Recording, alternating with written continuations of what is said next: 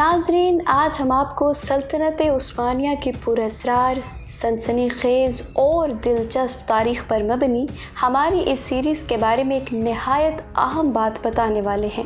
ہمارے بہت سارے دیکھنے والے اپنے کمنٹس میں ہم سے یہ پوچھتے ہیں کہ اس سیریز کی اگلی قسط کب آئے گی، تو آج ہم آپ کو بتا دیں کہ حسب معمول انشاءاللہ ہر تیسرے دن رات 9:15 پر آپ اس سیریز کی اگلی قسط ہمارے یوٹیوب چینل پر دیکھ سکیں گے۔ اس کے علاوہ آپ ہماری یہ ویڈیوز ہمارے فیس بک پیج پر بھی دیکھ سکتے ہیں۔ اگر آپ نے ابھی تک ہمارے چینل کو سبسکرائب نہیں کیا تو اب ضرور کر لیں اور بیل آئیکن کو بھی لازمی دبائیں تاکہ اس منفرد سیریز کی ہر قسط کے بارے میں آپ کو نوٹیفیکیشن ملتا رہے۔ اس سیریز کی 7ویں قسط میں ہم نے آپ کو قسطنطنیہ فتح کرنے والے سلطان محمد فاتح کی کہانی سنائی تھی۔ سلطان محمد فاتح کے 2 بیٹے تھے، ایک کا نام بایزید اور دوسرے کا نام جمشید تھا۔ سلطان کی وفات کے وقت بایزید ایشیائی کوچک کے صوبے کا گورنر تھا اور جمشید کریمیا کی گورنری پر مامور تھا۔ کیونکہ سلطان محمد فاتح نے اپنی وفات سے پہلے کسی کو بھی اپنا جانشین نامزد نہیں کیا تھا، اس لیے ان کی وفات کے بعد اقتدار پر قبضے کی جنگ شروع ہو گئی۔ شاہی محل کے طاقتور حلقوں میں اپنی مرضی کے سلطان کی تقرری کے لیے کھینچا تانی بھی شروع ہو گئی۔ صدر اعظم محمد پاشا جمشید کا حامی تھا، اس لیے اس نے سلطان محمد فاتح کی وفات کی خبر کو بایزید سے مخفی رکھا، لیکن اسی دوران شہر میں ہنگامہ آرائی شروع ہو گئی اور خصوصی فوج ینیچری نے سازشی منصوبے کا علم ہوتے ہی محمد پاشا کو قتل کر دیا۔ اسحاق پاشا کو نیا صدر اعظم مقرر کرنے کے بعد بایزید کے حامیوں نے بآسانی ینیچری کی حمایت حاصل کر لی اور بایزید کے سلطان ہونے کا اعلان کر دیا۔ اپنے باپ کے انتقال کی خبر سنتے ہی بایزید عماسیہ سے قسطنطنیہ پہنچ گیا، جہاں پہنچتے ہی ینیچری نے تنخواہوں میں اضافے اور انعامات کا مطالبہ کر دیا، جس کو تسلیم کرنے کے وعدے کے بعد 1481 میں اسے تخت پر بٹھا دیا گیا۔ بایزید نے ینیچری کو خوب انعام و اکرام سے نوازا، جس سے سلطنت عثمانیہ میں یہ رسم بد چل پڑی، جو اگلے 300 سال ینیچری کے خاتمے تک بدستور قائم رہی اور ینیچری کے فوجی منہ زور ہوتے چلے گئے۔ ہر سلطان کی تخت نشینی پر وہ انعامات اور تنخواہوں میں اضافے کا مطالبہ کرتے اور منظور نہ کرنے کی صورت میں قتل تک کی دھمکی دے دیتے۔ بایزید نے ان کا مطالبہ تسلیم کر کے ابتدا ہی سے ظاہر کر دیا تھا کہ وہ اپنے باپ کی طرح قوی اور روب و دبدبے والا سلطان ہرگز نہیں ہے۔ 3 دسمبر 1447 کو عماسیہ میں پیدا ہونے والا سلطان بایزید ثانی سلطنت عثمانیہ کا 8واں حکمران تھا۔ اس کے والد سلطان محمد فاتح اور والدہ امینہ گلبہار خاتون تھیں۔ بایزید کو تخت نشین ہونے کے بعد سب سے پہلے اپنے بھائی جمشید کی بغاوت کا سامنا کرنا پڑا۔ جمشید کا کہنا تھا کہ کیونکہ ان کے والد سلطان محمد فاتح نے کسی کو جانشین نامزد نہیں کیا، لہٰذا سلطنت پر حکمرانی اکیلے بایزید کا حق نہیں ہے۔ اس لیے جمشید نے سلطنت کے ایشیائی علاقوں پر بایزید اور یورپی علاقوں پر اپنی حکومت کی تجویز پیش کی، جسے بایزید نے مسترد کر دیا۔ اس تجویز کے مسترد ہونے پر جمشید نے علم بغاوت بلند کر دیا، کیونکہ جمشید جانتا تھا کہ سلطان محمد فاتح نے قتل برادران کے جس خونی قانون کو آئین سلطنت کا حصہ بنایا ہے، بایزید اس پر ضرور عمل کرے گا اور اطاعت قبول کرنے کے باوجود اس سے باز نہ آئے گا۔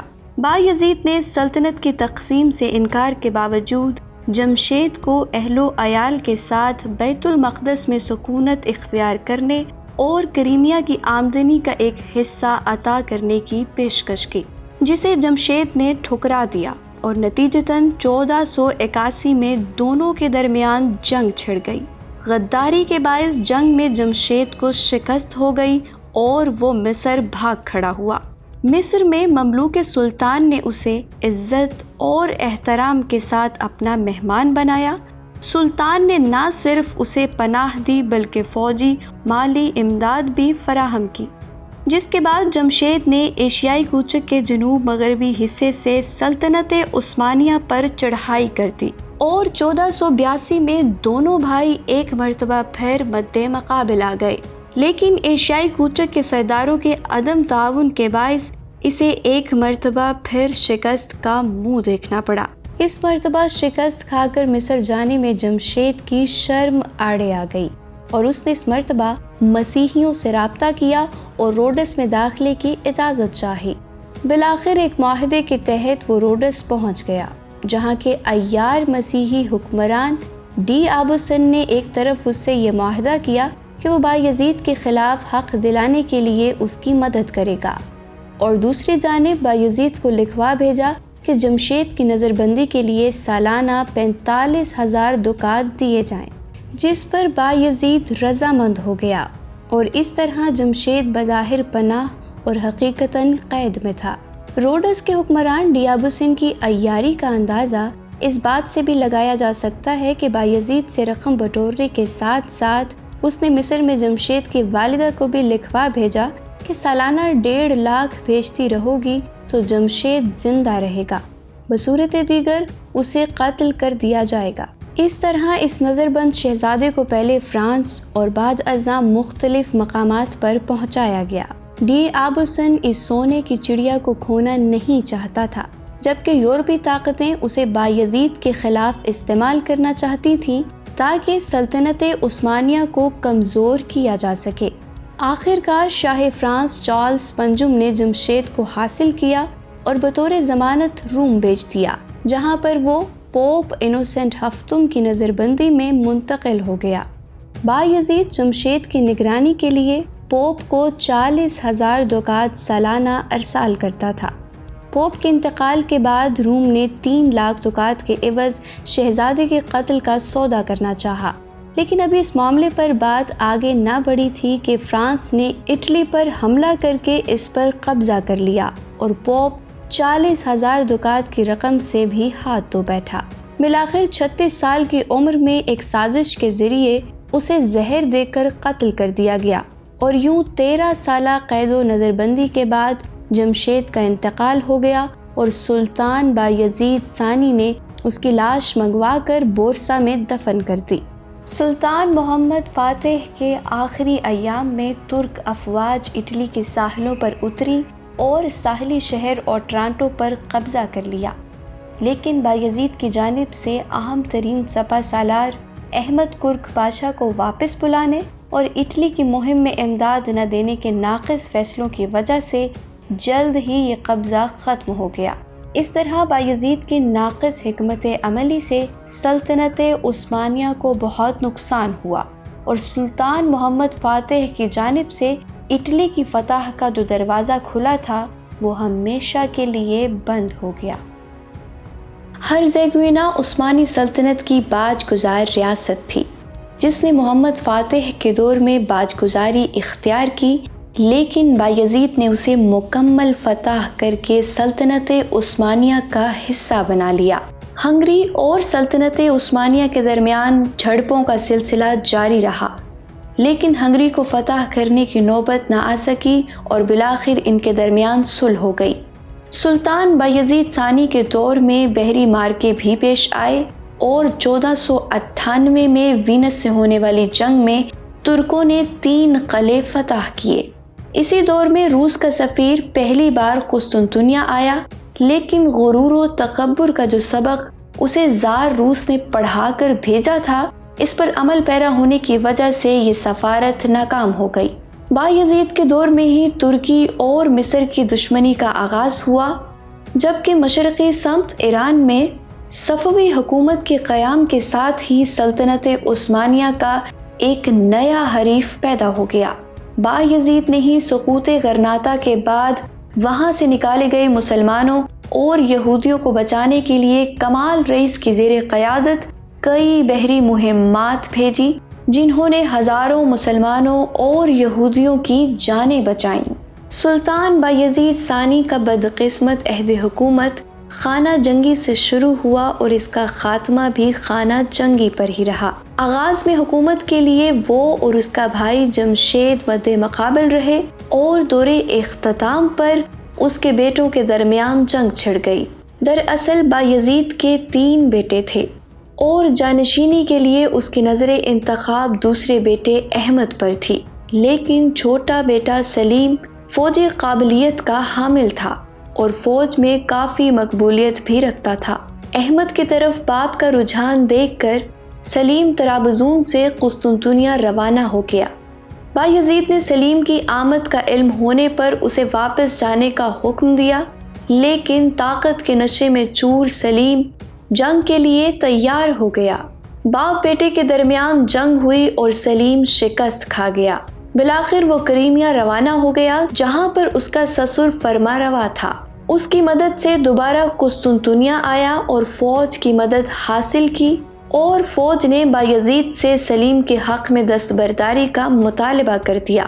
فوج کا رجحان دیکھ کر سلطان بایزید نے 25 اپریل 1512 کو سلیم کے حق میں دستبردار ہونے کا فیصلہ کر دیا، اور سلطان بایزید نے اسی فیصلے کے ساتھ اپنے تخت کو چھوڑ دیا۔ اپنی زندگی کے بقیہ ایام ایشیائی کوچک میں گزارنے کی خواہش لے کر سفر کا آغاز کیا، لیکن وہاں تک نہ پہنچ سکا اور 3 دن بعد 26 مئی 1512 کو انتقال کر گیا۔ اسے استنبول میں بایزید مسجد کے پہلو میں دفن کر دیا گیا۔ سلطان بایزید ثانی کی ایک عجیب عادت تھی کہ کسی جنگ کے سفر میں وہ جہاں بھی پڑاؤ کرتا تھا، وہاں کپڑے جھاڑ کر گرد و غبار جو اس کپڑے پر لگا ہوتا محفوظ کر لیتا تھا۔ جب سلطان کی موت کا وقت قریب آیا تو اس نے وصیت کی کہ اس غبار کو قبر میں میرے ساتھ رکھ دینا۔ سو حسب وصیت اس مٹی کی اینٹ بنا کر اس کے دائیں رخسار کے نیچے رکھ دی گئی۔ گویا وہ اس حدیث کی روح سے آگ سے بچنے کا اہتمام کر رہا تھا کہ جس کے قدم راہ خدا میں غبار آلود ہوئے، اللہ نے اس پر جہنم کی آگ کو حرام کر دیا۔ سلطان بایزید بچپن سے ہی ادب کا دل دادا، شریعت کا پابند اور فلکیات کا شائق تھا۔ اپنی سلطنت کے مختلف علاقوں کو ایک دوسرے سے ملانے کی خاطر یونان اور بلغاریہ کے تجربہ کار انجینئروں کی مدد سے راستوں اور پلوں کا ایک جال بچھا دیا اور اس کام کو نہایت خوبی سے سر انجام دیا۔ بایزید کا رجحان زیادہ تر مذہب و فلسفے کی جانب تھا، جس کی وجہ سے لوگ اسے صوفی کہتے تھے۔ سادہ و حلیم مزاج اور نرم خو ہونے کے علاوہ پابند شرابی تھا۔ شاعری سے خاص لگاؤ رکھتا تھا، سپاہیانہ شجاعت میں کم نہ تھا، لیکن جنگ پسند نہیں تھا۔ بایزید امن و آشتی کی طرف بہت مائل تھا۔ اس نے یورپ کے ساتھ سفارتی تعلقات قائم کرنے کی کوشش کی۔ اس سے پہلے سفارتی تعلقات صرف دولت عثمانیہ کی حدود پر واقع سلطنتوں تک محدود تھے، لیکن اب اٹلی، فلورنڈا، بابست اور فرانس کے ساتھ بھی سفارتی تعلقات قائم کر لیے۔ اس کے علاوہ بلغاریہ اور ہنگری سے بھی صلح کا معاہدہ طے پا گیا۔ سلطان بایزید ثانی نے فلاحی اور دینی کاموں پر بھی خصوصی توجہ دی۔ مسجدیں، مدارس، مہمان خانے، اسپتال اور حمام بھی تعمیر کروائے۔ مفتی اور اس درجے کے دوسرے علماء کے لیے تنخواہیں مقرر کی۔ ہر عالم کو 10,000 عثمانی سکے سالانہ دیے جاتے تھے۔ اسی طرح صوفیہ سلاسل کے مشائخ اور ان کے درویشوں کے لیے وظائف مقرر کیے۔ ہر اسلامی مدرسے کو تقریباً 7,000 عثمانی سکے ملتے تھے۔ یہ ایک دائمی خیراتی سلسلہ تھا۔ سلطان حرمین شریفین سے بے پناہ محبت کرتا تھا اور ان کے لیے مستقل رقم ارسال کرتا تھا۔